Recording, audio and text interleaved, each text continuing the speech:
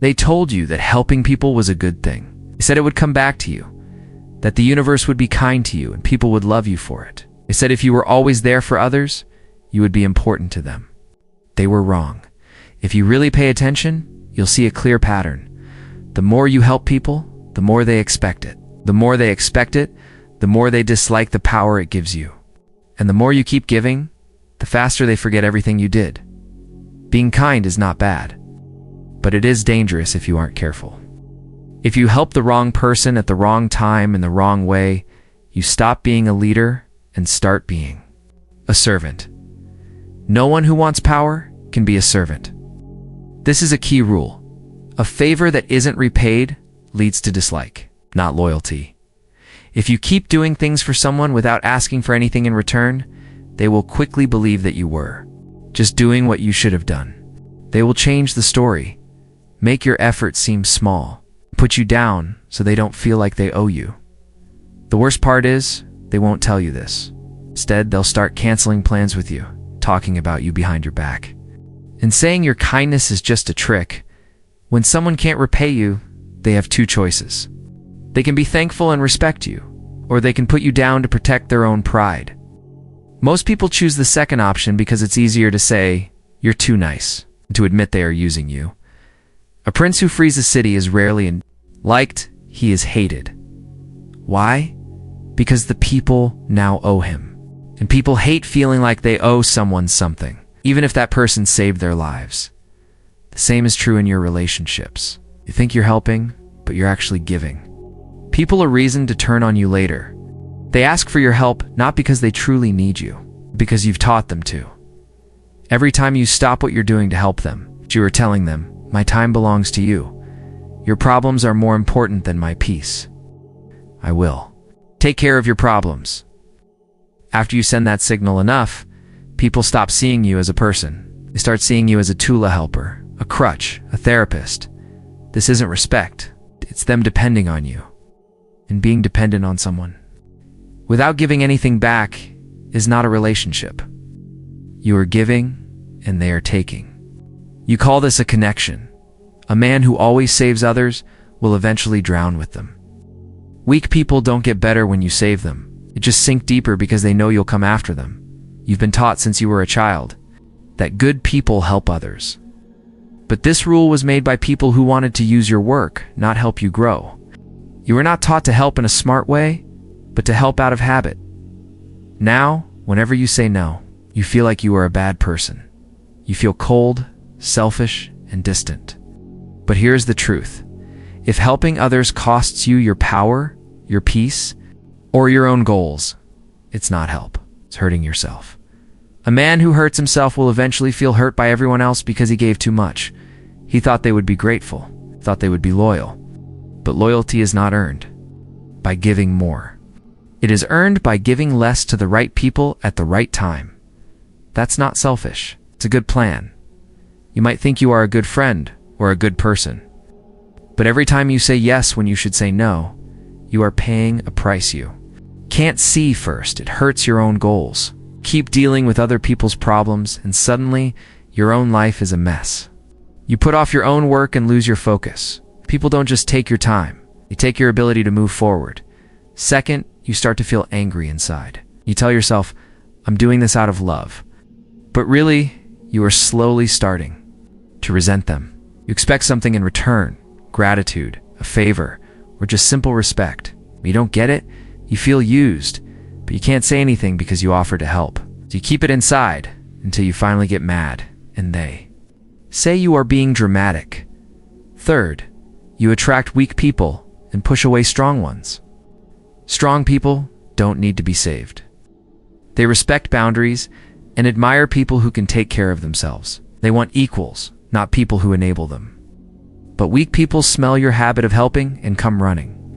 The more you help without thinking, the more you become a magnet for people with problems. It's people who never want to get better.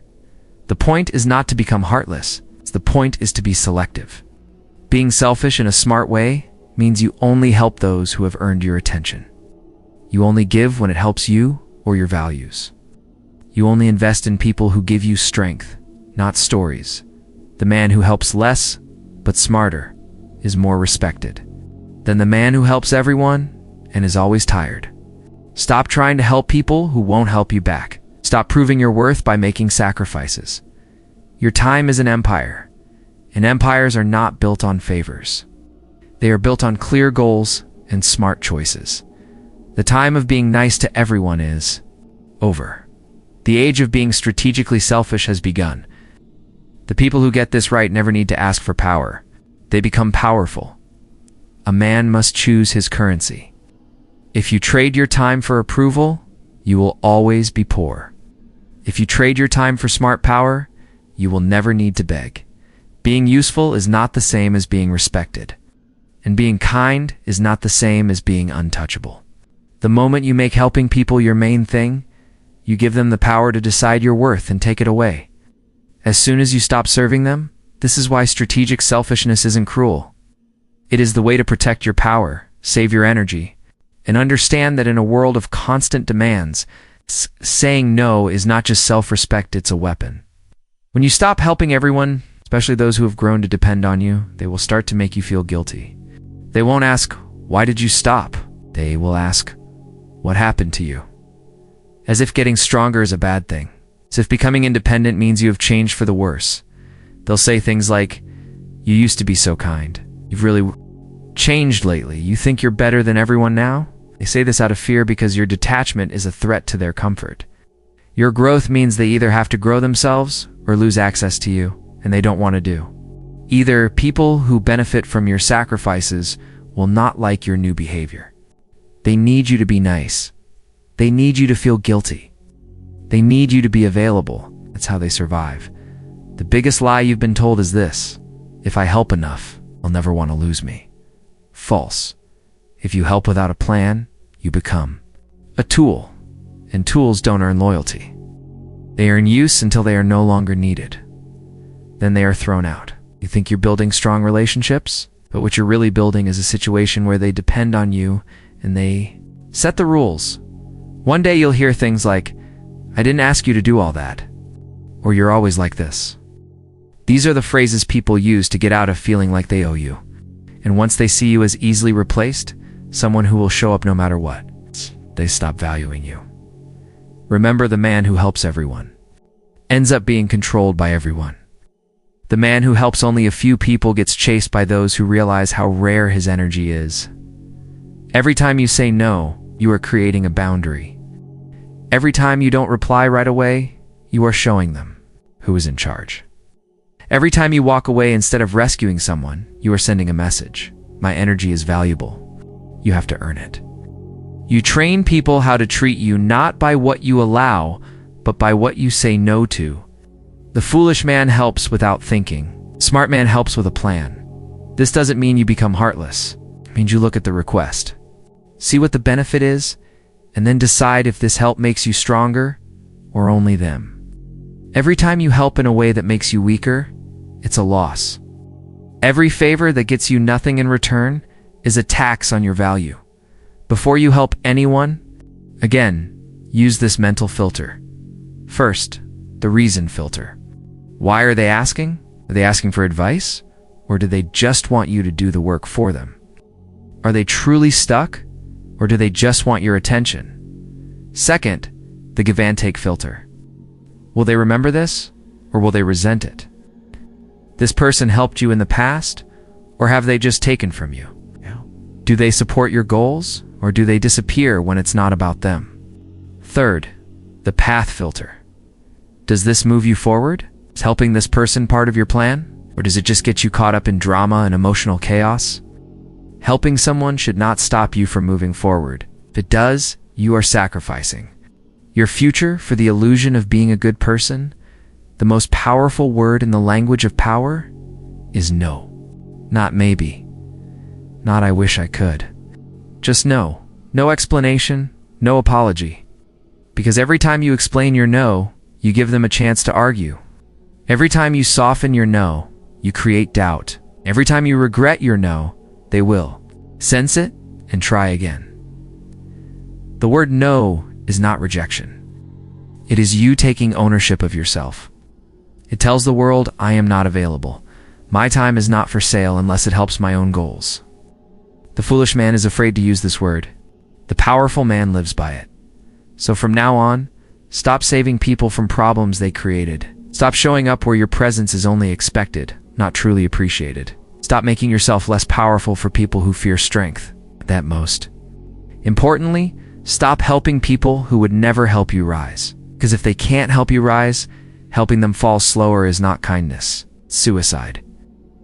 You don't need to be everyone's support system. You need to be your own center of strength.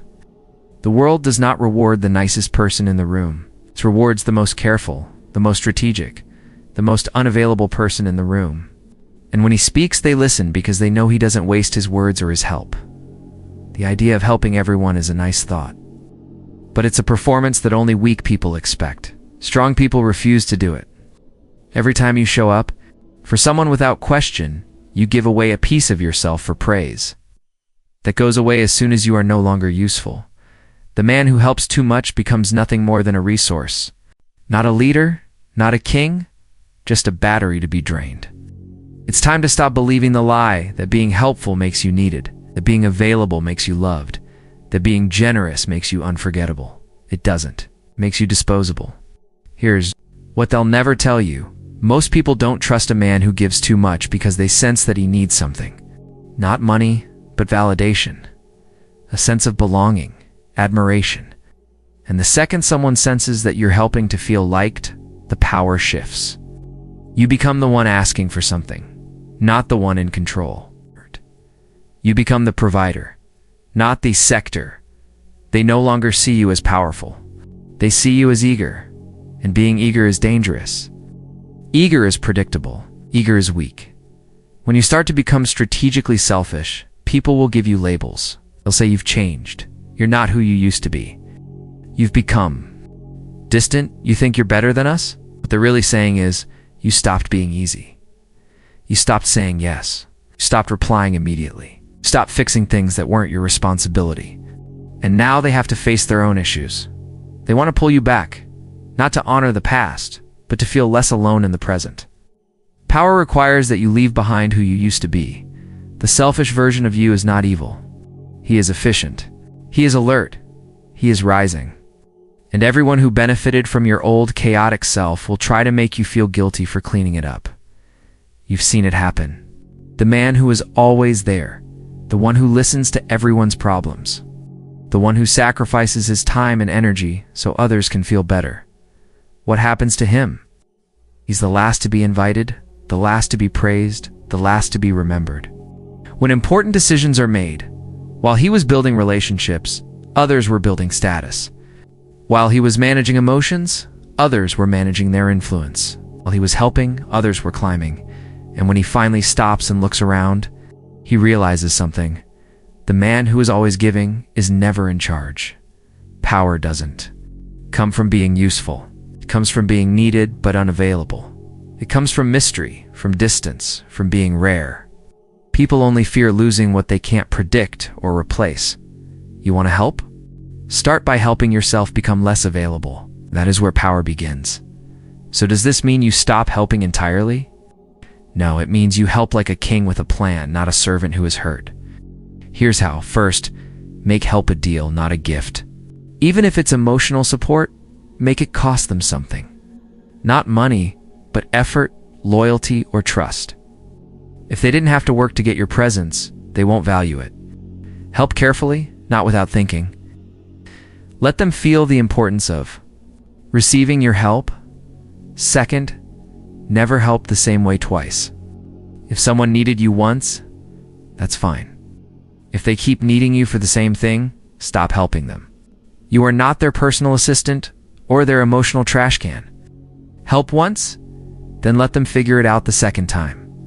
Third, only help those who are also rising. If they aren't building something or growing, why are you putting your time into them? Help people who have momentum. When they rise, they will lift you up with them. But if you help someone who is stuck, you will only be pulled down. Sometimes the best thing you can do for someone is to stop being available, to remove your protection, to disappear without warning. This forces them to become the person they were always avoiding. Because when you're always there, they never grow. And when they finally have to face their own failures without you, they either rise or they don't. Either way, you kept your power. Mercy must be cold. Kindness must be chosen. Help must have a cost. If you save someone too soon, you don't just stop their growth, you become their ceiling. So stop helping to be liked. Stop helping to feel useful. Stop helping as a way to keep people close. Let them rise or fall on their own. Because your own empire cannot be built on emotional favors. It must be built on selective loyalty, on respect earned through distance, on strength that serves itself first, so it can't be taken over by the weak. The man who stops helping carelessly doesn't lose people. He loses people who are draining him. And that is the beginning of unstoppable power. The biggest lie society sells too strong, men, is this: you owe the world your energy. You owe no one.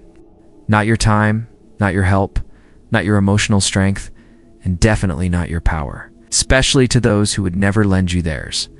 When it comes to helping others, that decision must be cold, clear, and completely for your own good, because the man who helps everyone will, in the end, have no one helping him. People are not always trying to connect. They are trying to plug into something stronger than themselves. To dump their anxiety, their mistakes, their emotional problems onto you. They don't want clarity. They want relief. And if you give it to them, without them putting in any effort, you become a public charger used by everyone, valued by no one. They'll say you're the only one I can talk to, but ask yourself, where are they when you are tired? Where are they when you need quiet? Where are they when the problems are yours? They are gone. This is what you might call emotional taxation, a hidden cost that adds up over time. The more you give without a plan, the more people believe you are a resource, not a force. And no empire is built by being a resource. There is a powerful beauty to detachment. It shows you who everyone really is. It's the moment you stop helping without thinking, people will show you their true character. Some will disappear. Some will get angry. Some will try to make you feel guilty to get you back. But none of these reactions mean you were wrong. They mean you were just convenient. They were never with you because of who you are. They were with you because of what you provided. And the moment that stops, they panic, not because they miss you, but because they miss the benefits. This is the test, and most men fail it. They feel guilty. They give in. They go back to being helpful, hoping to keep the peace. But peace is not the lack of fighting. It is the presence of control. And helping people endlessly takes away your control. You're not keeping the peace. You are being kept in a certain place. Here's what most men don't realize. When you help everyone, you attract people who depend on you. But when you help selectively, you attract allies. Strong people don't want to be helped. They want to be sharpened. They want to grow next to someone who has boundaries. They want to know that if you choose to help them, it's because they earned it, not because you are insecure. Your selfishness becomes a filter. It pushes away people who need you too much. It confuses people who feel entitled. But it attracts strong, good people because only strong minds can handle being told, no, not now. That is your problem. Those are the minds worth building with. So when people say you've changed, smile. They are right. You've become someone they can no longer use. That is the whole point. This is not just a change in thinking. It's a complete change in how you act. You must train your brain to see help, not as a good deed, but as a currency, something to be traded, saved, and used as a weapon. Here's how. First, make your help rare. Stop offering help before you're asked. Stop volunteering. Let people wonder if they can count on you. When something is rare, it seems more valuable. It creates a sense of mystery. Second, be a good planner. Don't just help someone instinctively. Think about it. Is this a good investment of your time and energy? Does it help you or your goals? Don't let your emotions make the decision for you. You need to be in control of your help.